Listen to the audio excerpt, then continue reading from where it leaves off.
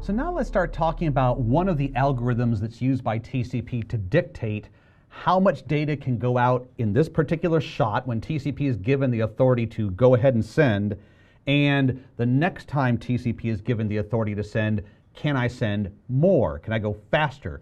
And one of the algorithms that can determine that is what's called the slow start algorithm. So, how fast out of the gate? In other words, I've just done a TCP three-way handshake with you. And during that three-way handshake, you gave me some window size. And we saw in some of the sniffer traces I did earlier, your window size could be monstrous. It could be huge. It could be hundreds of thousands of bytes if you're a server, and even a client could be tens of thousands of bytes. So now the question is, now that that three-way handshake is done, let's say that I'm the client, you're the server. So your job is to download a huge file to me. And during the three-way handshake, I said, well, my window size is 65,000 bytes, which is, how many maximum size frames is that? Probably something like, I don't know, 60, 58 frames, if each frame is like 1460 bytes, something like that. So now your question as the server is, you've got plenty of data to send to me. So right out of the gate here, right as we're starting the very first data transfer, how much are you going to send? Are you going to send my entire window size or something less than that?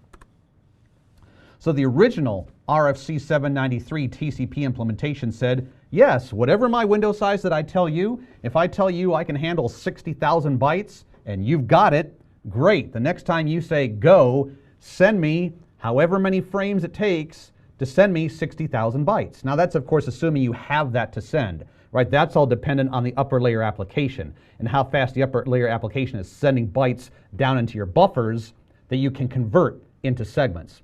So let's say that upper layer application is just hitting you on the back of the head like crazy, and you look as TCP, you look in your buffer and you say, wow, there's like 200,000 bytes ready and waiting for me to go. And you say, well, the receiver, he told me his received window size was 60,000, so let's package those up into like 55 different segments and boom, boom, boom, boom, boom, send them out. That was the original TCP implementation. Of course, I think you can see a problem with this. What if, at that point in time, there was network congestion? So all these routers in the middle that have to carry these 55 frames or so, these huge frames, what if those routers are already choking? What if they've got, oh man, we've got like 3,000 connections going through us and you just added to the problem. So you just exacerbated any existing network congestion. So the fix is TCP slow start, which basically says send only a few segments at the very beginning, and then assuming acknowledgments come back like you expect, you can ramp up and ramp up and ramp up, and eventually you can reach the window size that I advertised, assuming that there's no congestion and nothing gets lost in the middle. Now TCP slow start, this algorithm I'm about to show you here, you will see it happen during a TCP connection at the very beginning. So this is what happens right after the three-way handshake. And then the only other time you'll see it happen is if there's loss. In other words, if a frame is lost and it retransmits on your, and the retransmission timeout happens on your side. Remember we talked about that? How every segment that you send to me, you buffer it in your retransmission queue just in case I didn't get it. Well, in the event that I well and truly didn't get it and your retransmission timeout expires, and we talked about how that value is sort of dependent on the operating system, then when you have to retransmit that to me, you restart this slow start algorithm. Now you might be saying, well, wait a second. You say it starts at the beginning, and if a segment is lost and has to be retransmitted because the timer expires, it starts, well, is there something in the middle? Yes. After this is done here, we'll talk about the congestion avoidance algorithm, which is typically the one that's used during most of a connection, and we'll look at that. But let's start with TCP slow start. Okay, so at the start of communications, a device, your server, my client, will compute an initial window. This is what we call the send window, right? Or the congestion window. They've all got the same, they're all meaning the same thing. Initial window, send window, congestion window, they're all the same thing. This initial window allows the sending device to transmit more than one segment before waiting for an ACK. The window is based on the sender's maximum segment size. So this is taken right out of the RFC here. So I put a red sort of circle around the middle one because most devices are connected to an Ethernet segment. So that means most devices have an MTU of about 1,500 bytes, right? So 1,500 bytes would fall right in the middle there. So if your maximum, so remember how this works. If your MTU is 1,500 bytes, then from TCP's perspective, it says, all right, well then if I deduct 20 bytes for the IP header, deduct another 20 bytes for the TCP header, that leaves me 1460. So the maximum segment size I should create would be 1460 bytes of data, and then I'll put all the headers in front of that. So you can see here, if your maximum segment size is 1460, it falls right in the middle here. It's greater than 1095, but it's less than 2190. So that means that after that three-way handshake, your initial window, how much you send to me, is going to be 3 times the maximum segment size bytes, but must not be more than 3 segments. Now, how do those two play together? Well, what that's talking about is, it's sort of like an either or. In other words, let's say your processor says, TCP, go, you can transmit. All right, well, you look in your buffers, and maybe you're doing telnet right now to me, and all you've got is 3 keystrokes of 3 bytes. Well, maybe you're just going to send me 3 segments, and each segment's just going to have a single byte in it. Break, enter, 6. Well, at that point you're done because you have just sent 3 segments, and you can't send any more than 3 segments. Or conversely, let's say that you've got multiple things going. Let's say on this particular TCP connection, it's something where, when the processor says, okay, TCP, go, you can say, all right, well, let's see here. I've got 1 segment I created, which is maximum size. I got a second segment I created, which is maximum size. And my 3rd segment is only 200 bytes, because that was it. That was all the buffer I had. Okay, well, once again, you've now run up to your 3-segment maximum. You can go. Or if you actually have 3 monstrous segments, 3 full-size segments, you can send those. But that's your limit right at the beginning for slow start. So it's all based on your maximum segment size. So in addition to the creation of the initial window, TCP builds and maintains something called a slow start threshold. Now, like the term sounds, threshold, that means TCP is watching this variable. If I'm beneath this threshold, that means I'm going to operate in one way when it comes to how much do I transmit, how quickly can I increase. If I go above the slow start threshold, then that means something else. So what's being compared here is your send window, which we also see here is the congestion window. Remember, it's the same thing. How many bytes in flight can I have total? So that window, you compare that at all times against the slow start threshold. And let me write something on here. The rule that TCP works by is that if your congestion window, your congestion window, if your congestion window is less than the slow start threshold, then that means you're going to use the slow start algorithm, which we haven't looked at yet. We're going to get to that. Slow start algorithm. That algorithm is going to determine how quickly you can ramp up and what conditions you're looking for to ramp up. Now, if it's just the opposite, if the congestion window for some reason becomes greater than the slow start threshold, then we're going to switch to a different algorithm called the congestion avoidance algorithm.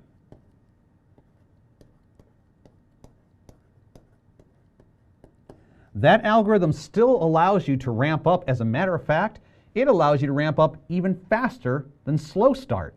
So ideally, you want to be in the congestion avoidance algorithm, not in the slow start algorithm. But we're going to look at both of those. So the main takeaway from this is that this slow start threshold This value is very important. TCP is looking at this and it's saying, okay, which algorithm can I use to determine how fast I can ramp up, or if I can even ramp up at all? It's all based on, am I currently above the slow start threshold or below the slow start threshold?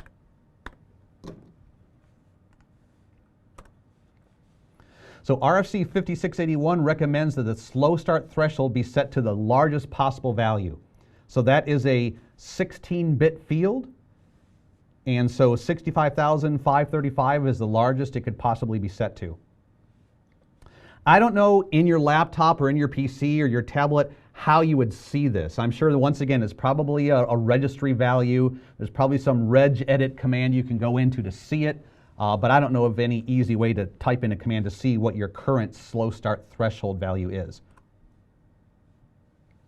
So, like I said, it's frequently referred to and modified during the operation of TCP. It can go up and down. A lot of actions and events can trigger the slow start threshold to be recalculated to something. And like I mentioned, it's being used to determine if slow start or the congestion avoidance algorithm should be used. So, what is slow start? We know that's the very first thing that's going to be used during an initial connection. How's it work? Okay, so the slow start mechanism works this way. For every acknowledgement you receive, increase the congestion window by up to one maximum segment size. So, and I'm going to demonstrate this via animations here in just a moment. A couple points to remember.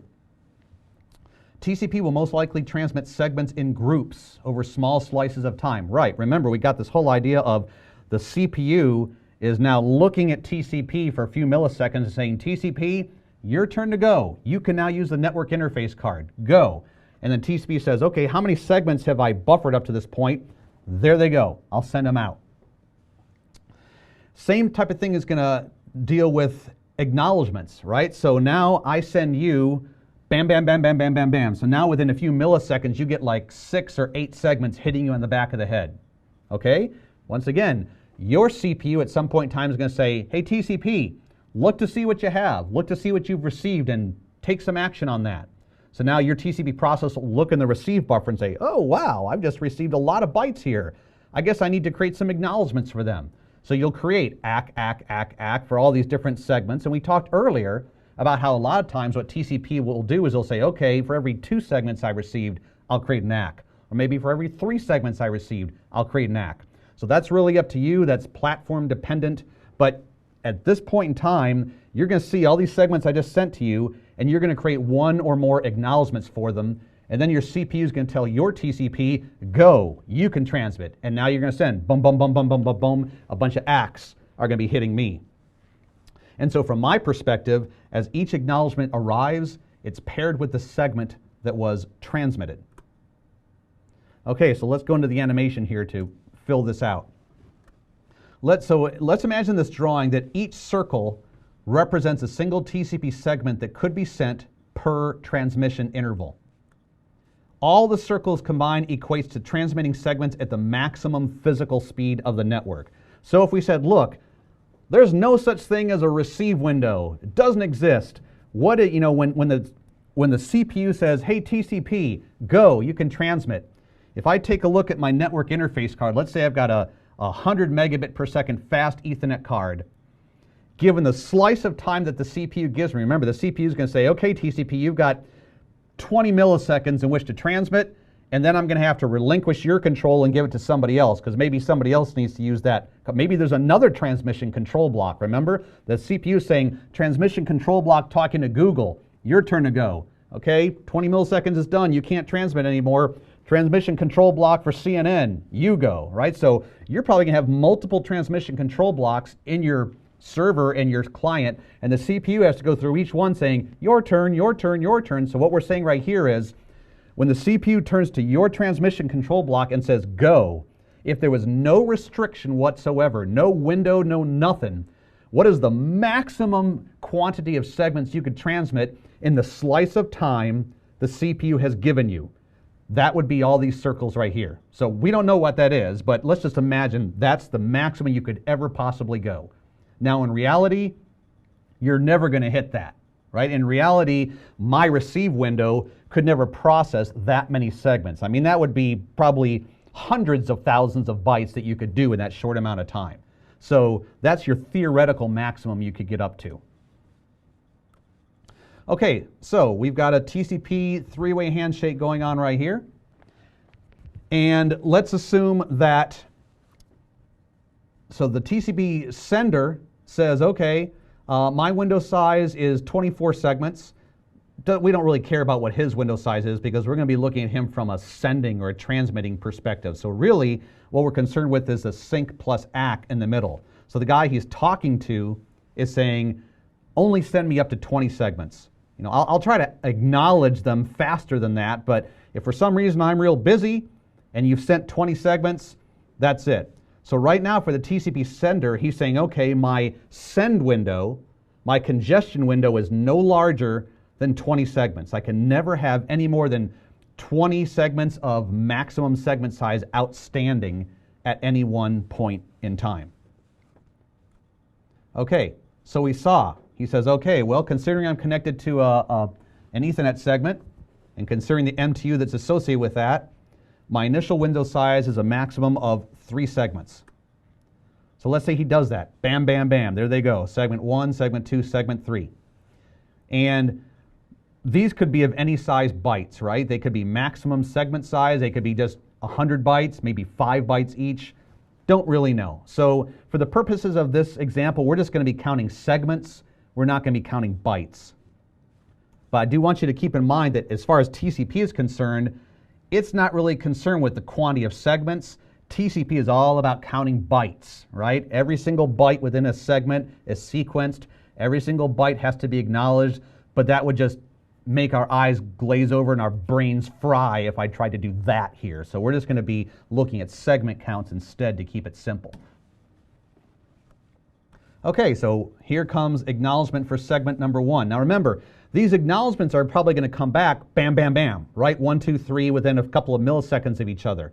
So, but in order to, make this visual so we can understand it, we're going to see, okay, what happens as each one hits us in the back of the head. So with slow start, as soon as we get the first acknowledgement, slow start says, okay, I received an ACK, so the next time I can take my current congestion window and increase it by 1.